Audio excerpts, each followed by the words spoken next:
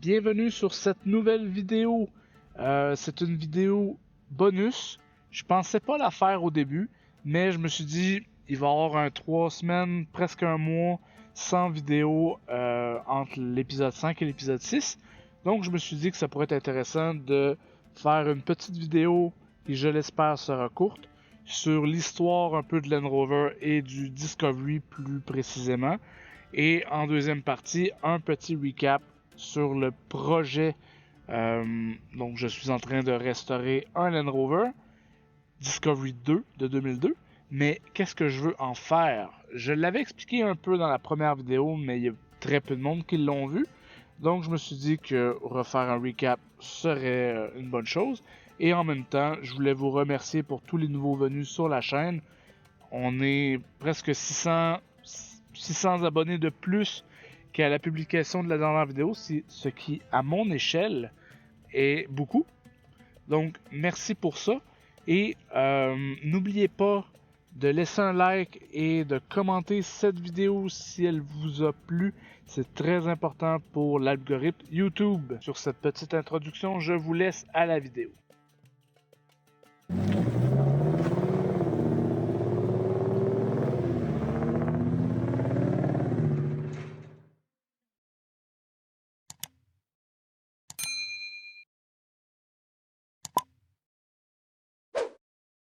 Si on veut comprendre qu'est-ce qui a fait le succès du Discovery de deuxième génération, le modèle qui nous intéresse aujourd'hui, il faut revenir à la base et comprendre d'où vient Land Rover. Land Rover à la base est un modèle fabriqué par le fabricant Rover. Donc ce n'est pas une compagnie à part entière à ses débuts. C'est vraiment un modèle comme une Mustang, comme un Porsche Cayenne. C'est vraiment une déclinaison, c'est un modèle. C'est seulement à partir de 1978 que la compagnie Land Rover va être enregistrée et va produire ses propres véhicules. Donc, au tout début, Rover fabriquait le Land Rover Série 1 et Série 2, qui sont tous deux des véhicules 100% tout-terrain, 100% utilitaire. Il n'y a aucun confort, mais c'est un véhicule qui est conçu pour traverser l'Afrique de part en part sans aucun problème. C'est vraiment un véhicule qui est fait pour l'exploration. Ce n'est pas un véhicule de tous les jours. C'est seulement à partir de 1978 que Land Rover a travaillé à concevoir un modèle beaucoup plus confortable, beaucoup plus accessible beaucoup plus accessible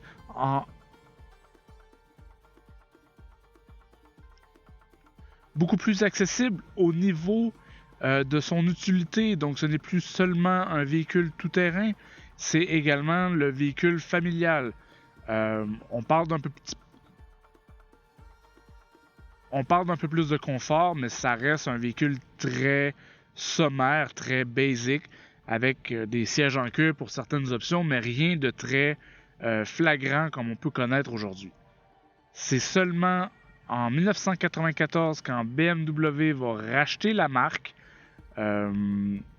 qui vont produire un véhicule beaucoup plus dans les cotes que ce qu'on connaît aujourd'hui, soit le Range Rover P38, le Range Rover classique modernisé.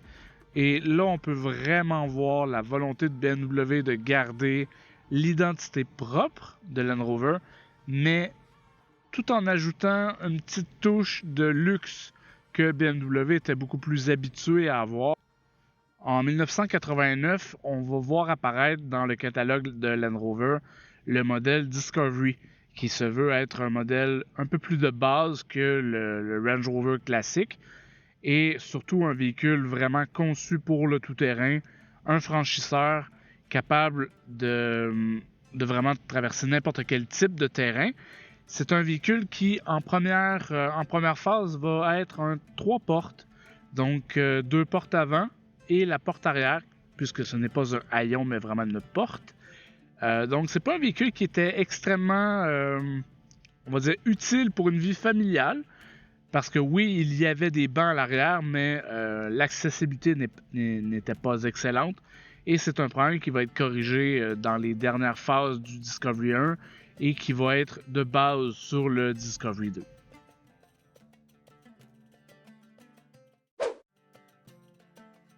Le cahier des charges de Land Rover pour le Discovery première génération était relativement très simple. Il fallait qu'il soit plus abordable que le Range Rover et surtout beaucoup plus confortable que le Land Rover Série 3, le dernier de la gamme Land Rover. Ce véhicule devait également pouvoir transporter 7 personnes. On le rappelle, on l'a dit plus tôt, la première génération est sortie avec 3 portes. Donc il fallait rentrer 7 personnes par les 2 portes avant. Ce qui est pas très convivial. Faut que vous appréciez beaucoup parce qu'il n'y avait pas énormément de place. Donc c'est un modèle de Land Rover qui, bien entendu, ne devait en aucun cas sacrifier les performances hors route. Et c'est un modèle qui a notamment participé au Camel Trophy, ce qui a sans aucun doute permis d'établir une fois pour toutes la réputation de Land Rover en off-road, bien qu'elle était déjà en place à ce moment-là. Et c'est seulement en 1998 que Land Rover, qui avait été racheté par BMW en 1994, a développé un nouveau moteur, le fameux TD5. On peut dire fameux, je crois. Moteur très réputé. Je sais pas si c'est en bien ou en mal, mais c'est une mécanique réputée surtout en Europe. Donc, la mécanique TD5 a été implantée dans le Discovery de deuxième génération, qui est surtout un restylage de la version précédente. Il n'y a pas énormément de différence avec la première génération. On a l'ajout notamment du système de contrôle en descente qui permet de contrôler la vitesse à laquelle on va descendre. Et on a la disparition progressive du système de différentiel central qu'on pouvait bloquer sur la première génération.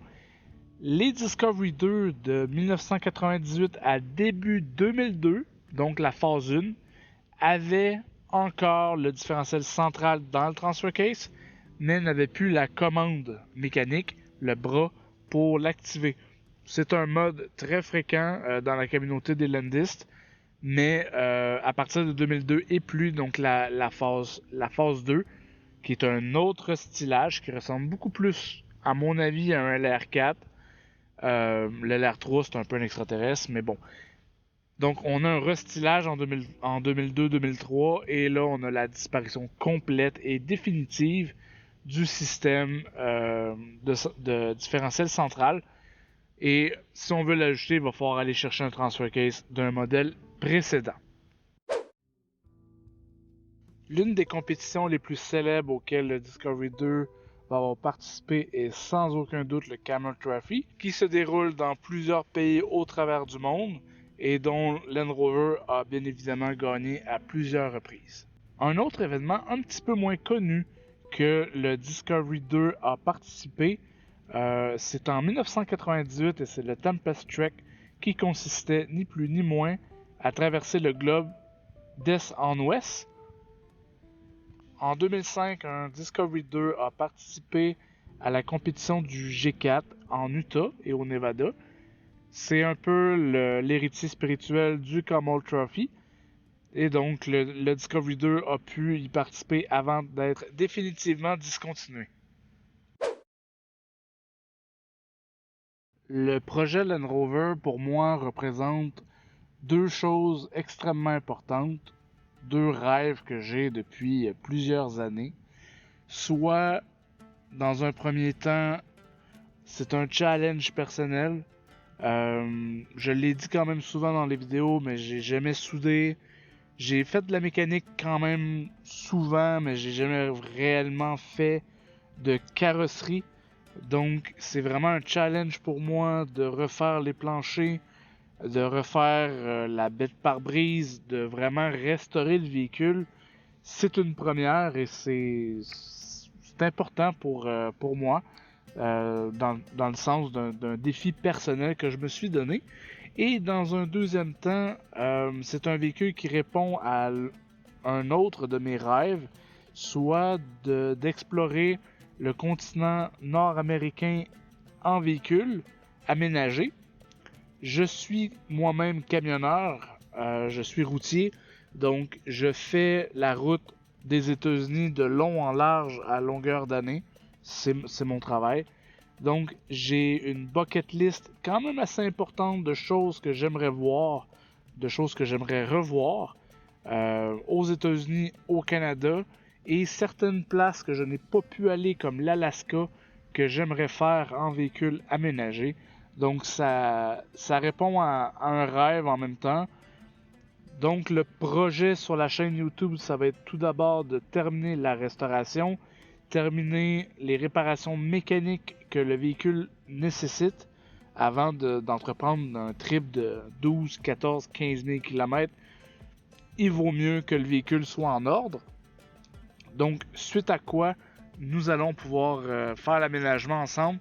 J'espère avoir des commentaires constructifs tout au long des vidéos et que la communauté progresse et que je puisse avoir des conseils de votre part sur l'aménagement ou tout autre élément du véhicule et pouvoir ainsi réaliser mon rêve de faire le tour de l'Amérique du Nord et peut-être de l'Amérique du Sud, mais je ne me vois pas faire ce voyage-là pour le moment puisque je ne parle pas espagnol et j'aimerais faire ce voyage avec un minimum de la langue parlée, surtout que c'est une région qui est quand même assez dangereuse à certains endroits, donc ce serait un must.